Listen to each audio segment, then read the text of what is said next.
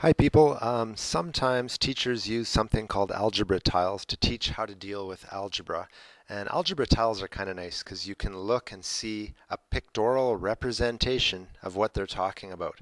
For example, if you look at the top here, you can see that this white square represents the x squareds. The sort of skinnier rectangle here, which is supposed to be one side of this square really, is x. And a really tiny little square is a 1. And if you have them in red, those are going to be representing negative x squared, negative x, and negative 1. Okay, so if we had to represent what is 2x plus 2, how would we represent that? Well, first of all, are the two x's positive or negative? That's right, they are positive. So you would grab them from here. There's 1. There's 2. Okay. There's two x's plus another 2. Now, these are just constants, or the number 2, so I'm glad it's not 8, because that would be a pain. But here we go. There's 2x plus 2. I guess you could put a plus sign between them if you wanted, but that is our situation. We have just represented 2x plus 2 using algebra tiles. Okay, let's try another one. Negative 3x minus 4. Okay, be careful. Negative 3x, whoops, not x squared, just x. So grab this one right here. There's 3 of them.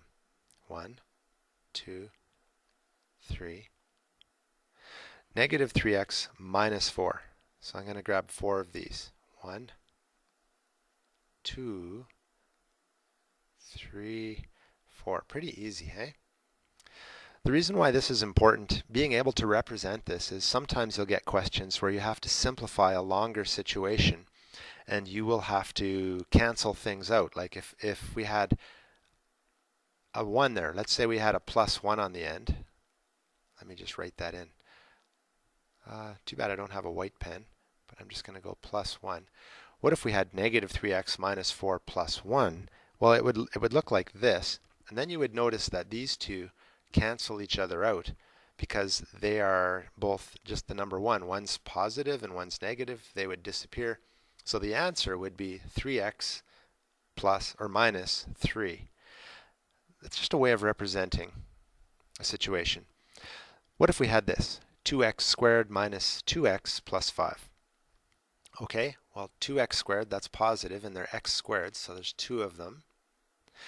Minus 2x, so minus 2 x's. That's why they're red, because they're minus. Plus 5. So we're going to have 5 of these. 1, 2, 3, 4, 5. There, we've just represented this, and we are done. And then lastly, we're going to have negative x squared. Okay, well that's right there. It's red, negative. Plus 3x. Okay, 1, 2, 3, minus 2. See how easy this is? That's why people tend to like algebra tiles, but once you get used to not using algebra tiles, it's it's nice not to have to use them later. But in the beginning, it's kind of useful to see these kinds of questions represented with these things called algebra tiles. It just makes it a little easier. So if you see questions like this, we can turn this situation that we see right here, we can turn this into a polynomial, okay, or an expression. So let's try it out. Over here, and remember, we have to cancel out. When you see so this is positive, the white ones are positive x squareds. This one is a negative x squared, so they cancel each other out. Okay, we can scribble those two out. The rest is all positive here, so we can just write down what we see. This is x squared. Over here we have 2 bars here, and those represent x's. And x plus x is, well, there's 2 x's, so plus 2 x's. And then there's just a little square here represents plus 1. So plus 1. We have now represented this as a polynomial, and I have lots of videos on polynomials. You'll understand after watching what is a polynomial, that video, you'll know that this is called a trinomial, And yeah, there's lots of uses for this later on. Now let's look at the next question. Let's cancel out the things that are the same. This one and this one are the same. Here we have a positive x squared.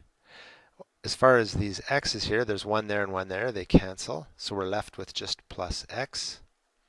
And over here we have two little guys there. And you write it like that. Pretty easy, hey? Let's try the next one. Can we cancel any of these? No, we cannot.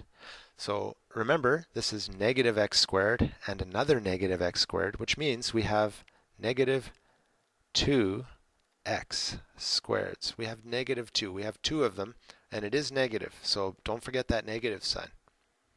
Now, over here we have two x's, but they're negative, so don't forget minus 2x's. And over here we have two that are opposite of each other. We have a 1 and a negative 1, and they cancel each other out. Therefore, we are done this question. Okay, that is another quick example of how to use algebra tiles or how to read them. Okay, hopefully that helps with some algebra tile stuff that you might be doing. Definitely watch the videos on polynomials if you're confused, and videos having to do with algebra. Those are all where algebra tiles can be useful. Okay, have a good day and stay safe out there.